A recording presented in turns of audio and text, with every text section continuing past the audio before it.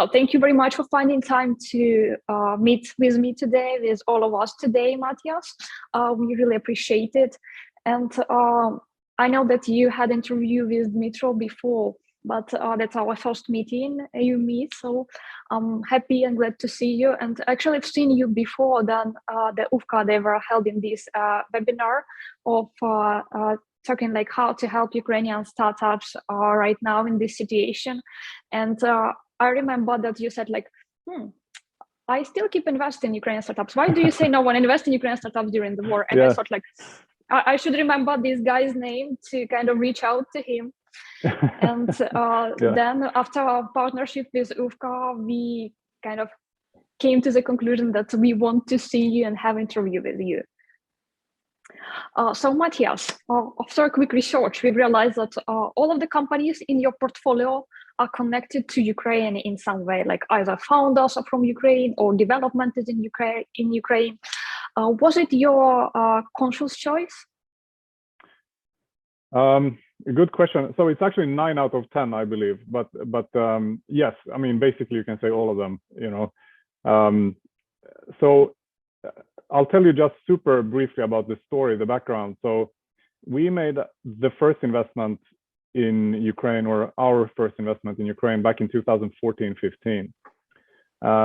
And that's sort of, there's a story behind that as well, but we invested in a company called UScan, which is social media monitoring and image analysis, like world-class tech, really, using, you know, machine learning and AI with, you know, big name clients. So we did that investment quite a long time ago, you know, more than, I guess, you know, 7 years ago or something. And I was in Ukraine the first time 20 years ago, you know, so like, and I've liked Ukraine always, basically. I always loved the country and the people. Then we made this investment, and then back in 2019, I moved to Kiev and started doing angel investing. And the reason I started doing it was partly because we did have this investment from before. And so it just sort of, one thing led to the other, you know. I started doing angel investing, and then we formalized it in this company, which, you know, we call 𝗀𝘃𝗃𝗀𝘁 Ventures. And so we took that old investment that we had, and then we added new investments to it. So that's like the background story. So basically it just happened, but of course, there are reasons for it, personal reasons. I like Ukraine, I like the people. Also, we had some kind of track record in Ukraine. But also the underlying reason is, of course, that there's a lot of tech talent in Ukraine. And you could argue that there's a lot of tech talent and not so much venture capital, or not as much kind of, you know, smart money or whatever we want to call it. I'm not saying we're smart or anything like this, but you are. That's what they, I'm not sure, but let's see. Let's meet in 10 years and see how our portfolio did, you know, and then we can say something maybe about it. Although you can also be lucky. Like I'm a big fan of, you know, this guy, 𝗫𝗁𝘃𝗲𝘁𝗃, yeah, like the Black Swan guy, and basically you can be also fooled by randomness. So, but that's an entirely different topic maybe. But anyway, so yeah, I mean, you know, I think there's, you know, a lot of opportunity in Ukraine, and we started again back in 2014-15, and then I started doing it full time in 2019, and now with the war, which of course again it's a big separate topic, we can talk about that, but I think there are different aspects to this, yeah. So I think every person needs to make a personal decision, you know, what to do in war conditions, yeah. So if you're in the country and you're a citizen of the country, then probably you will fight for your country in one way or the other. Like I'm a member of the Swedish Armed Forces, so if the war comes to Sweden, then I will be in my uniform, which is, you know, downstairs in my house, and I will go and fight. But you know, every person has to make a decision. I decided to be in Poland during the start of the war and to buy supplies and send supplies to Ukraine. So that was what I did, like as a human being, not as an investor. And I have a number of refugees in my house here in Sweden. So they are staying with me already for more than 2 months here. I had at one point, I had like 10 people in the house. Now it's 5 people. I'm actually answering a question which you didn't ask now, but so but back to investing basically. So yeah, I think it's important just to sort of keep doing the work that you're doing, no matter if you're an investor or something else. Like all these functions are needed, especially in war conditions. Of course, it's a bit particular. There's companies that were raising rounds who had to kind of stop those rounds, or they were about to make some kind of deal and they maybe had to stop that deal. So that kind of stuff definitely happens. But I think our role as an investor is just to kind of keep working. Like if we believe in the fundamental case that Ukrainians are smart and there's a lot of tech talent, then, by the way, I think the war has shown that this talent is even stronger than like we who have been believing in Ukraine for a long time. Like we always knew Ukraine was too smart, but this war has proven that Ukrainians are, even smarter and more motivated than maybe anybody thought, maybe even including Ukrainians, right? But maybe like, yeah. Yeah, maybe it's, when you got some shock, you kind of start fighting much stronger, or you become stronger. Like, like the women, they could put up the car, when they see their child under the car and stuff. Absolutely. Yeah, that's an interesting allegory. Yeah, I mean, it can be that, or it can be, a reaction to kind of give up and everything. But yeah, no, Ukraine has really done, heroic things. I mean, really, like I'm half Finnish, yeah. So my mother is from Finland, I speak Finnish, and my grandmother and grandfather were fighting against the Soviet Union back in the Second World War. And you have the Winter War from November 1939 until March 1940. And again, that's a separate topic, but there are some similarities, like small country fighting a big country against the odds, yeah. And Finland really, paid for its independence in blood, yeah, and showed to the entire world that Finland was a, strong, independent country that you shouldn't mess with, and well, that's what Ukraine is doing now. It's the blood that is being spilt is I mean, it's to say it's a tragedy is not even the right word, it's terrible, yeah, but it's also like showing the strength of the Ukrainian nation and of the Ukrainian people. So coming back to investment, so the idea that we had that Ukrainians are talented and smart, like the case has become even stronger because of the war, yeah. So it's our job to just keep doing what we're doing, basically. So first of all, I want to thank you for being a human and helping, to do it not as an investor, but as a human. Thank you very much for inviting Ukrainian people to your house. Really appreciate it. And actually, to summarize your answer, so it was a kind of coincidence that you had like 9 of 10 companies which are in your portfolio are somehow related to Ukraine, but it was like coincidence where you can actually have some rules under this coincidence, right? So yeah, it's like there's, life is in general a lot of coincidences, yeah. So you can argue what is actually, is there such a thing as a master plan, or but it's also a separate topic, right, with like free will and all this stuff. But I mean, it's definitely a combination of personal factors, like in Ukraine, and objective factors with, the amount of talent and IT sector and all this stuff, and coincidence. So it's a mix of these things. How about your portfolio companies from Ukraine? What is their status now? Have they been affected during the war? Yeah, they have been affected for sure. I mean, the good thing is that all the teams seem to be safe, and all the teams are actually working. So there hasn't been a single kind of startup out of these companies that has kind of stopped working because of the war. And that's, again, it's like enormously impressive. Like the teams have been just outstanding in terms of managing, kind of getting people out from danger zones, and at the same time doing a huge effort to help. Like I think all of them are in some way either volunteering or in the IT kind of defense, or even in uniform, or in some way supporting and at the same time running their business. So it's been incredible.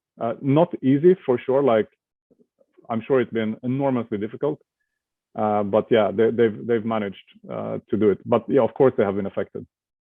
So from these 9 companies in your portfolio, which are somehow related to Ukraine, is there a company which like stayed completely in Ukraine, or the one like whose team separated? So do you have some kind of, do you understand where they are located all around European Union or even in the US?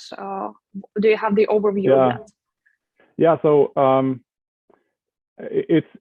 it's all of those different things, yeah. So some people stayed in Ukraine, and out of those people who stayed in Ukraine, some of them are sort of in the western parts mostly. In the beginning, a lot of them, I guess, were still in Kiev, and then they sort of moved out step by step, if they could. Some are still in Kiev, some people. And some people were just sort of randomly outside Ukraine when the war started, and they probably stayed outside Ukraine. Especially, so we have a lot of female founders, yeah. So 50% of our companies have female founders and you know, management. So it also depends if you're a man or a woman, yeah. So yeah, it is. You cannot even leave Ukraine, right? And I don't think they kind of want, maybe, but they, you know, also they can't.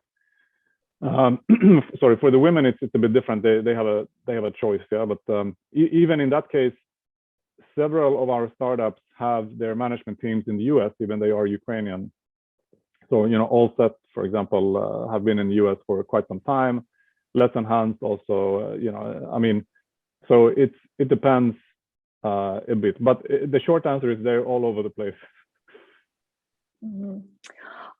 So been working with Ukraine for kind of a long time and investing in Ukrainian companies, do you see some characteristics of Ukrainian startup scene?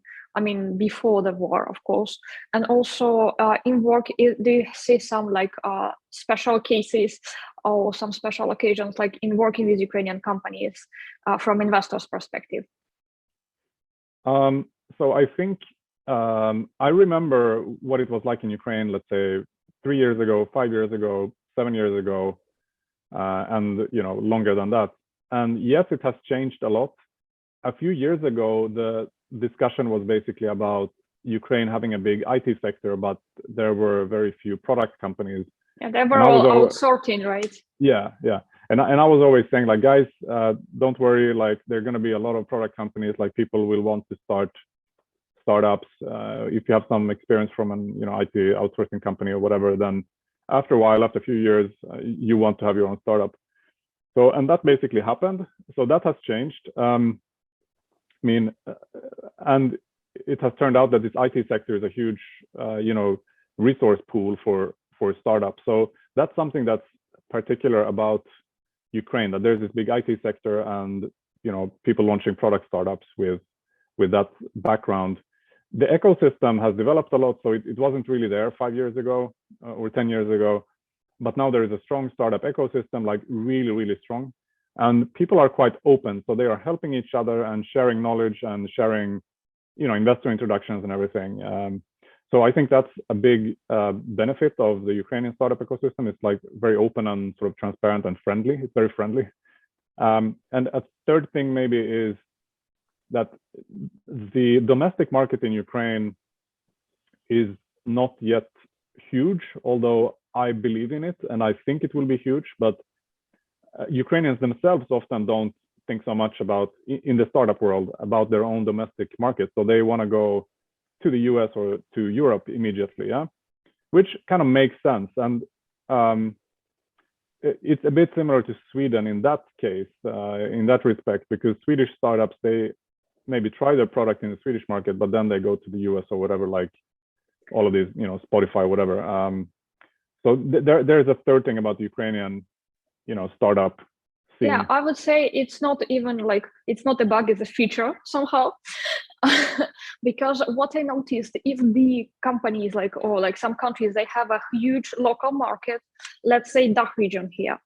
So here in DACH region, there are a lot of companies who are focused on solving the problems of the DACH region.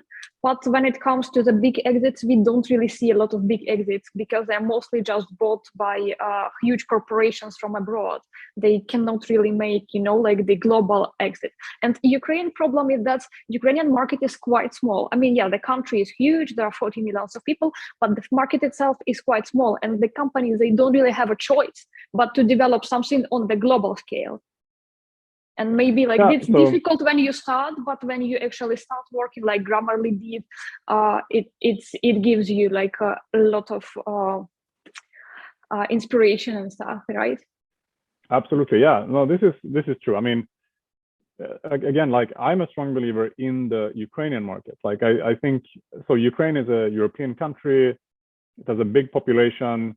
Yeah, GDP per capita is low, but it's going to grow very fast in the next 10, 20 years. That's what I believe. You can compare with Poland, which people are sometimes doing. Like, Poland and Ukraine were roughly the same in 1990, and then sort of Poland started growing strongly. And, you can argue about that comparison, but I believe strongly Ukraine will grow. And I think the Ukrainian internal market will also be highly interesting for startups. But most Ukrainian startups don't think maybe like that. Like they focus on the West, which I understand, and it's a good investment case also. Like you have the R&D in Ukraine, which costs much less than having R&D in San Francisco or whatever. So you kind of save money on R&D, and then you can still have your market in the US. So it's like a pretty strong investment argument also. So there are plenty of startups in Ukraine that still require funding and are looking for investments.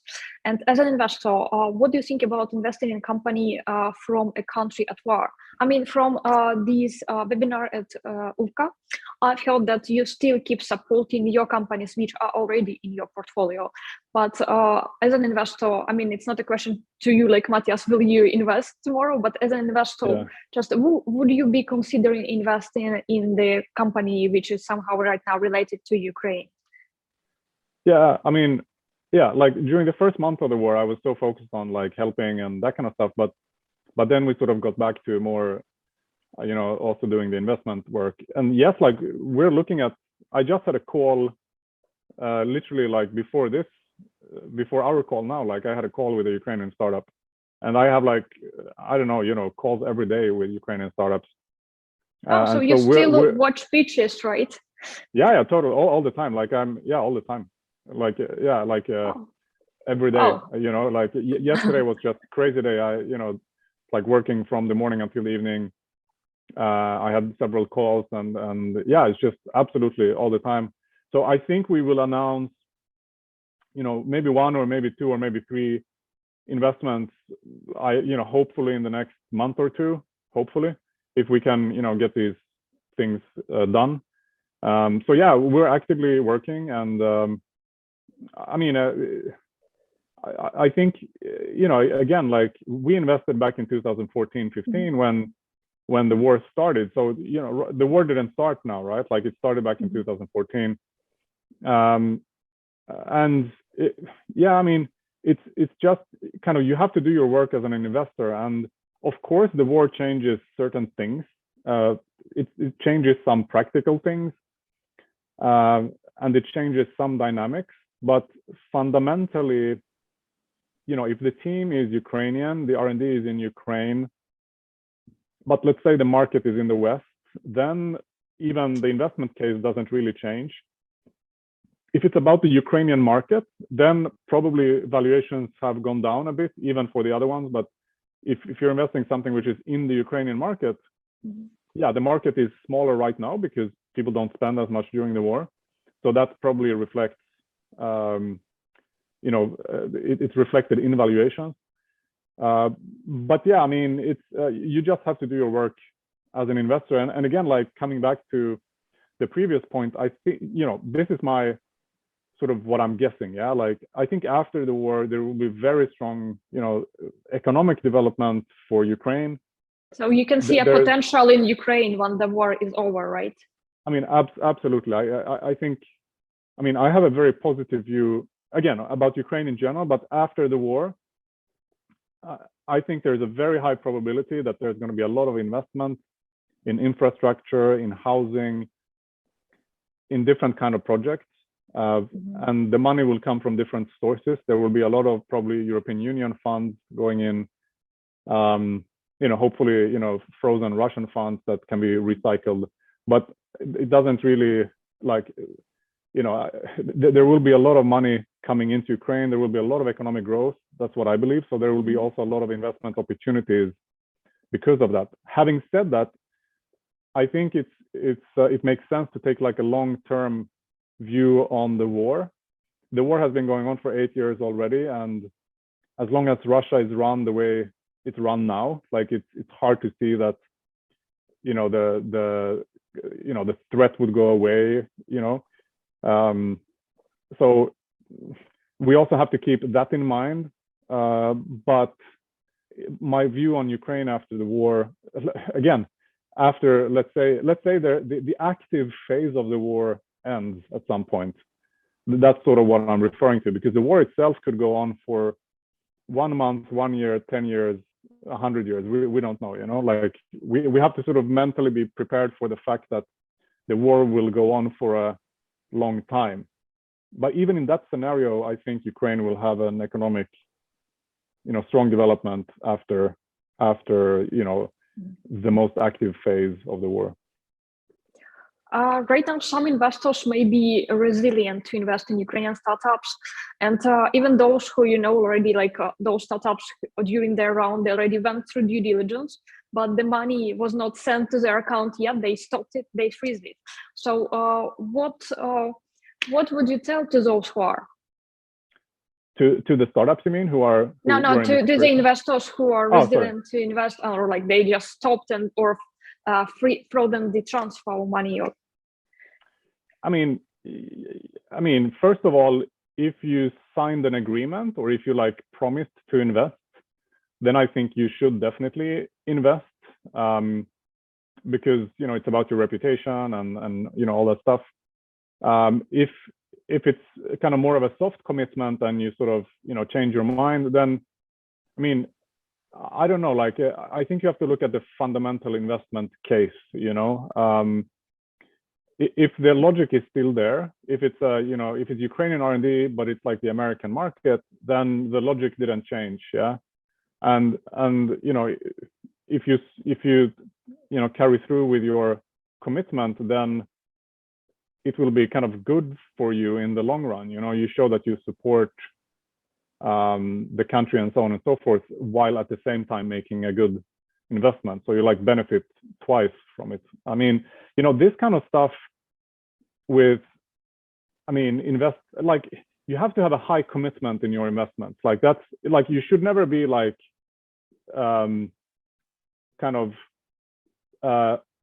just convinced to make an investment sort of by some small margin. No, you should be very convinced in a case in order to make an investment. And if you are very convinced, then that conviction should not really disappear, even in a war situation like this. And if you're an investor, just to go back, even not 8 years, but to go back 2 years, so you had the COVID crisis. The stock exchanges basically crashed in March of 2020, and it was a disaster on the financial markets. And we continued to invest through this COVID crisis. It's easy to kind of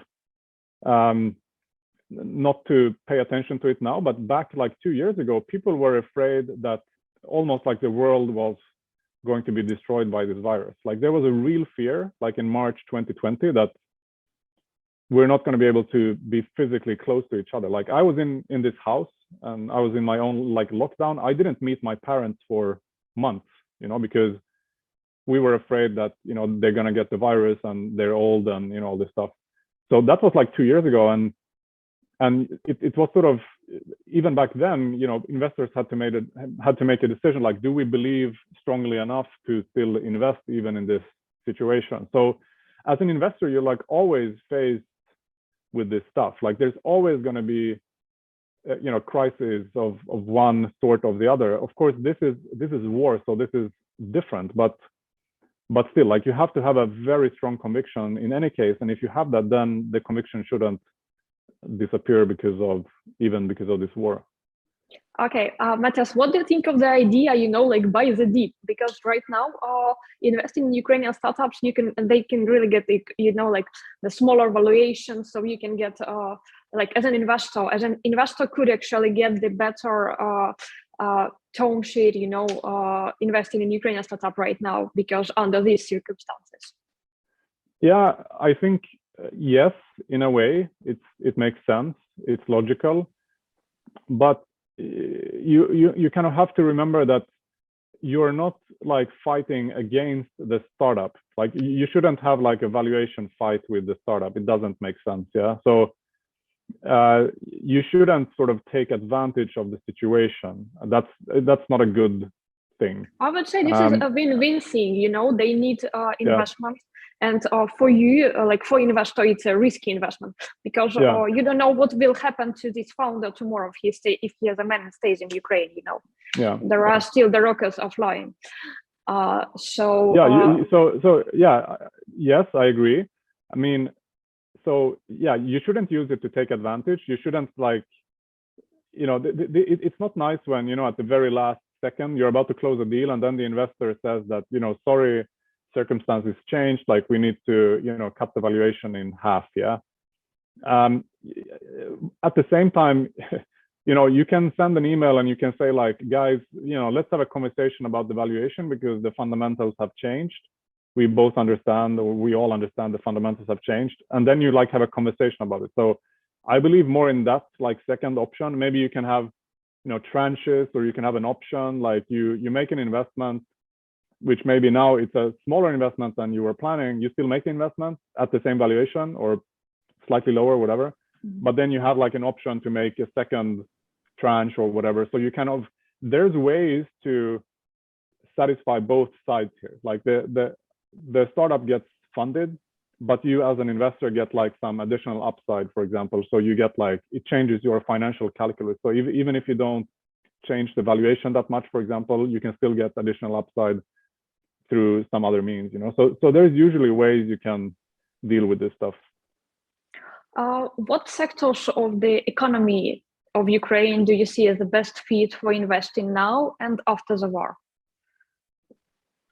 I mean, if you're looking to invest in Ukraine, in the Ukrainian market, economy, maybe not Ukrainian market, but Ukrainian economy, if even if they develop something for abroad. Okay, so you mean like including for other markets than Ukraine? Well, I mean, yeah, I think it's good for investors to have their own conviction, to have their own idea about the future. So if you're always trying to do what everybody else is doing, then it's going to be hard. Well, it's going to be hard for you to have like, good investment results. Yeah. Let's say that some specific area right now is like super hot. Let's say like, I don't know, Web3 is super hot, for example, and everybody is trying to invest in Web3. Maybe Web3 is not the best place to go because there's so much competition and there's so much hype. And we're called hype, right? But actually, the name is a bit, I'm not a big fan of my own name in a way, or our name. But so I would try to look at stuff which is maybe not the hottest stuff right now. I mean, Ukraine is strong technically, like all of this stuff, with AI and ML and, mathematics and all this stuff, like Ukraine is strong there. So that's like one area to look. But yeah, there is, like it's a big topic, like how much time do we have? But yeah, is there any particular sectors that you were thinking about?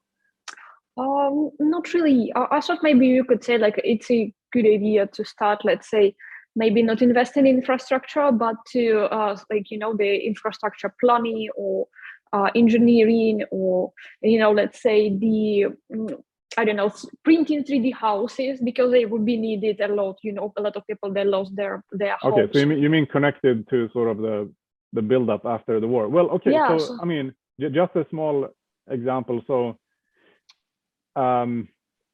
taking sectors of the economy which are today like stupid, so to speak, and making them smart. That's a pretty interesting area. So buildings are stupid. Let's make buildings smart. Yeah. Or, you know, roads are stupid. Let's make roads smart. Or cars are stupid. Let's make cars smart, and so on and so forth. Construction is, I don't know if it's like the biggest sector in the entire world of GDP. Well, it's one of the biggest for sure. And it's boring. It's boring. Yeah, but the thing is, I love boring. It's like boring is the new exciting, you know? Yeah. So like, that's you right. know, if you can do some construction stuff, let's say you have some building management system, or you have some system for monitoring, you know, temperature, for, you know, video, you know, there's obviously, you know, a Ukrainian startup, you know, in the video monitoring sort of segment there, which is actually a super interesting example. Like, it's an amazing success story. And did I get you right? You mean a Russian manufacturer? They produced cars or something for internal market mostly. Yeah. So that's why there are such low requirements to the quality, and even I don't know, Ford or BMW cars are pretty bad manufactured if we can compare it with the German ones. Yeah. So one example is there was a Swedish guy, Bo Andersson, whom I met. So he was running gas in Russia, and then he was running 𝗨𝗶𝗶𝗶, which is this big car manufacturer in Russia. And he tried to change the quality. He tried to use, you know, better suppliers, but the corruption was so big that he couldn't do it, and he was fired basically. So yeah, it's very difficult to change, clearly to change, you know, Russia and Russians. So in manufacturing, yeah, it's not like you can't take their place because they didn't have a place, you know, on the international market. But I mean, Ukraine could probably, like, if you look at, let's say, Hungary, or kind of like, you know, Czech and Slovakia. Yeah. I mean, they have been huge, you know, car manufacturers, you know, after the sort of the breakup of the Eastern Bloc. Yeah, I mean, a lot of the German cars are actually manufactured, so-called German cars, you know, actually manufactured in the former, you know, Central and Eastern European countries. So, you know, Ukraine has strong engineering skills, so Ukraine could be maybe, you know, part of that. It's more a question, does Ukraine want to do that? It's also a question like, what does Ukraine, you know, want to do, right? Yeah, that's right question. So I think we can create more added value in comparing with Russian manufacturers. We can be an R&D country. We can be innovation country. I mean, yeah, I mean, I like your thoughts. Yeah, if we just think outside of the box here, I get a bit excited. But so Ukraine is strong in engineering. Ukraine is winning the war, and Ukraine has shown, you know, that internally produced weapon systems are very high quality. So maybe, you know, the defense sector is somewhere is a sector where Ukraine could be strong. And if you think about space, yeah, so space is super hot now in all ways, in every way. So, you know, maybe Ukraine could be strong in space tech, for example, and for sure there are some Ukrainian startups in that area already. So there's a lot of, you know, interesting stuff where Ukraine could be kind of, you know, a strong player in international markets, even outside of like IT and tech, you know, after the, you know, active phase, let's say, you know, of the war. Yeah. But if you invest in space tech, if you invest in military technologies, these technologies require much more investments because it's hardware. Yeah. So yeah, they need millions just to start, you know. Yeah. There are so many money in capex. So I'm not sure. It's true. It's true.